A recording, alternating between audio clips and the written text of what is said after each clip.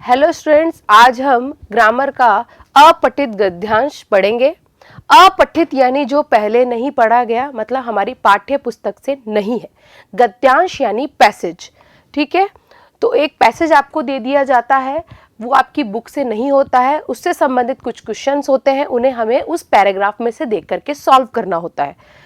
तो उसके बारे में पहले हम कुछ पढ़ लेते हैं। अपठित गद्यांश क्या है, इसका क्या अर्थ है और इसको सॉल्व करने के लिए हमें किन किन बातों का ध्यान रखना चाहिए। अपठित गद्यांश का अर्थ है, अपठित का मतलब है जिसे पढ़ा ना गया हो। अपठित गद्यांश का अर्थ है ऐसा गद्यांश जिसे पाठ्य पुस्तकों में से नहीं पढ़ा गया है। पाठ्य यानी हमारी पढ़ने वाली पुस्तकें, हमारे सिलेबस की पुस्तकें। पाठ्य पुस्तकों से न लिए गए गद्यांश अपठित गद्यांश कहलाते हैं। परीक्षा में कोई अपठित गद्यांश या अनुच्छेद, कोई पैराग्राफ और उसके नीचे 4-5 प्रश्न दिए जाते हैं जिनका उत्तर लिखना होता है। इन गद्यांशों के द्वारा विद्यार्थियों की पाठ्य पुस्तकों के अतिरिक्त अन्य गद्यांशों के अर्थ ग्रहण करने की क्षमता का मूल्यांकन, एग्जामिन किया जाता है कि आप अपनी पाठ्य पुस्तक से पढ़ने के अलावा कोई दूसरा अपठित गद्यांश दिया जाए आपको, तो क्या आप उसको सॉल्व करने की क्षमता रखते हैं। इसके साथ साथ उनकी भावाभिव्यक्ति, हम कोई क्वेश्चन है उसका आंसर हमें देना है, तो तो आप अपने भाव कैसे व्यक्त कर सकते हैं, उसका मूल्यांकन भी होता है। अपठित गद्यांश को पढ़कर पूछे गए प्रश्नों का उत्तर देते समय निम्नलिखित बातों का ध्यान रखना चाहिए।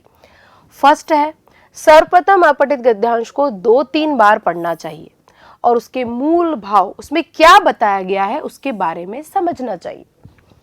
सेकंड है, गद्यांश की मुख्य बातों को रेखांकित, कोई इंपॉर्टेंट लाइन है उसे अंडरलाइन करना चाहिए। थर्ड है, पूछे गए प्रश्नों के उत्तर गद्यांश के आधार पर ही छोटे छोटे वाक्यों में, शॉर्ट में आंसर देना होता है, ज्यादा लंबी लंबी लाइनों में आंसर नहीं देना होता। फोर्थ है, प्रश्नोत्तर यानी प्रश्नों के उत्तर लिखते समय अपनी ओर से बढ़ा चढ़ाकर नहीं लिखना होता, अतिरिक्त उदाहरण भी नहीं देने चाहिए, ठीक है। शीर्षक यानी जो टॉपिक है उसका चयन करते समय प्रथम या अंतिम वाक्य को विशेष सावधानी से पढ़ना चाहिए। आपके क्वेश्चन आता है कि इस अपठित गद्यांश को आप क्या शीर्षक देना चाहेंगे, उचित शीर्षक दीजिए, तो या तो वो फर्स्ट लाइन से निकलेगा या लास्ट लाइन से, ठीक है। हमेशा जो हमारा शीर्षक होता है वो पॉजिटिव होना चाहिए, ठीक है, नेगेटिव कभी भी नहीं होना चाहिए। शीर्षक से गद्यांश का मूल भाव और उद्देश्य स्पष्ट हो जाना चाहिए, मतलब शीर्षक को पढ़ते ही हमें उस पैराग्राफ का अर्थ और मूल भाव पता हो जाना चाहिए, ठीक है। अब कुछ उदाहरण है जो हम देख सकते हैं। पहला उदाहरण है, महामना मदन मोहन मालवीय काशी हिंदू विश्वविद्यालय के प्रणेता थे। तो सबसे पहले हम पढ़ते हुए क्या देखेंगे कि वो काशी विश्वविद्यालय के, हिंदू विश्वविद्यालय के प्रणेता, इस युग के आदर्श पुरुष भी थे। वे भारत के पहले और अंतिम व्यक्ति थे जिन्हें महामना की सम्मानजनक उपाधि से विभूषित किया गया। तो उन्हें क्या बोला गया, महामना।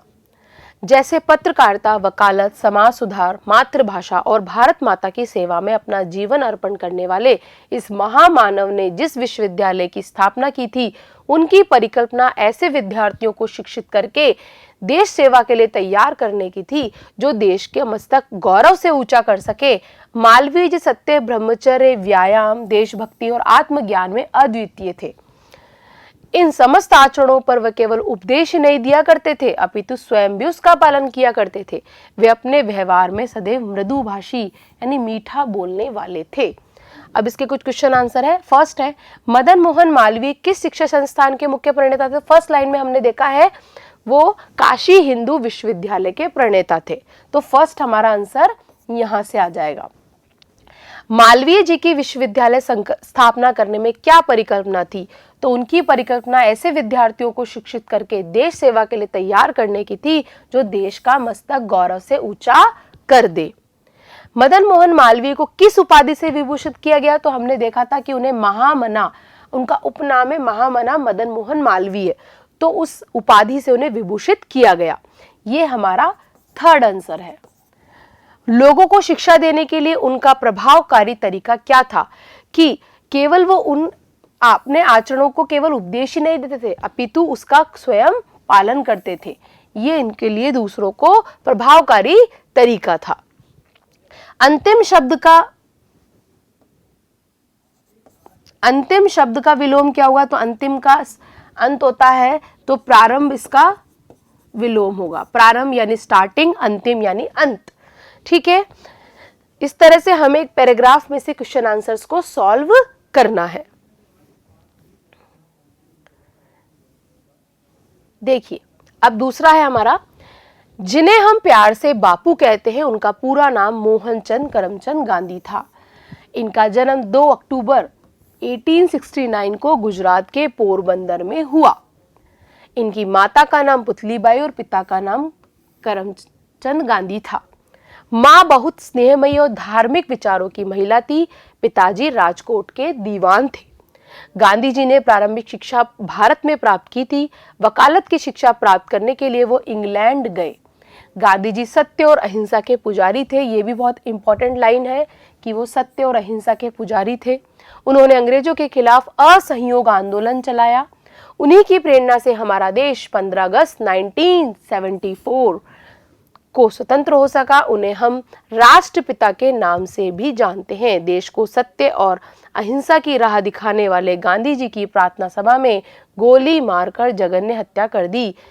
वे देश के प्रथ, यहाँ प्रथ आएगा, पथ, आज भी हम भारतवासी उनके बताए मार्ग पर चलने का प्रयत्न करते हैं। ठीक है, गांधी जी की माँ के गुण, तो गांधी जी की माँ स्नेहमयी और धार्मिक विचारों की महिला थी। गांधी जी का पूरा नाम मैंने बता दिया, मोहनदास करमचंद गांधी। उन्हें हम आज भी किस नाम से जानते हैं? उनको बापू के नाम से जानते हैं। भारत को स्वतंत्रता दिलाने में गांधी जी ने किस प्रकार सहयोग दिया? उन्होंने असहयोग आंदोलन चलाया। उपरोक्त गद्यांश का उचित शीर्षक क्या होगा? राष्ट्रपिता महात्मा गांधी। ठीक है, ये हमारा शीर्षक हो सकता है, राष्ट्रपिता महात्मा गांधी। सत्य का विलोम असत्य होगा। ठीक है, मां शब्द के दो पर्यायवाची, मां का होगा जननी और स्नेहमयी भी हो सकता है। ठीक है, तो ये हमारे क्वेश्चन आंसर सॉल्व होते हैं। ठीक है, एक ऑब्जेक्टिव पैटर्न का भी होगा तो हम उसको देख लेते हैं। एक क्वेश्चन और देख ले हम ऑब्जेक्टिव पैटर्न का। एक व्यापारी अपने ग्राहक को शहद बेच रहा था, तभी अचानक व्यापारी के हाथ से फिसलकर शहद का बर्तन गिर गया। बहुत सा शहद भूमि पर बिखर गया। जितना शहद ऊपर ऊपर से उठाया जा सकता था उतना व्यापारी ने उठा लिया, परंतु कुछ शहद फिर भी जमीन पर गिरा रह गया। कुछ ही देर में बहुत सी मक्खियां उस जमीन पर गिरे हुए शहद पर आकर बैठ गई। शहद उन्हें बड़ा अच्छा लगा। वह जल्दी जल्दी से चाटने लगी। जब तक उनका पेट नहीं भर गया शहद चाटती रही। जब मक्खियों का पेट भर गया उन्होंने उड़ना चाहा तो वह उड़ नहीं सकी क्योंकि उनके पंख शहद में चिपक गए थे। उड़ने के लिए उन्होंने बहुत कोशिश की परंतु वह फिर भी नहीं उड़ सकी। वह जितना झटपटाती उनके पंख उतने ही चिपकते जाते। उनके सारे शरीर में शहद लगता जाता। काफी मक्खियां शहद में लोटपोट होकर मर गई। बहुत सी मक्खियां पंख चिपकने से छटपटा रही थी, परंतु तब भी नई मक्खियां शहद के लालच में वहां आती रही। मरी और छटपटाती मक्खियों को देखकर भी वह शहद खाने का लालच नहीं छोड़ पाई। तो क्वेश्चन देखते हैं, शहद जमीन पर गिरा क्यों रह गया?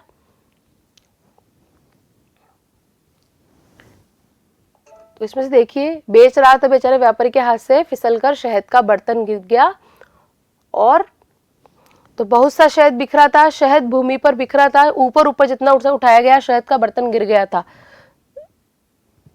क्योंकि जितना उठाया भूमि पर जितना शहद ऊपर ऊपर से उठाया जा सकता था उसने उठा लिया था। थोड़ा जो बचा था वो रह गया था। नेक्स्ट है, मक्खियां कब तक शहद को चाटती रही?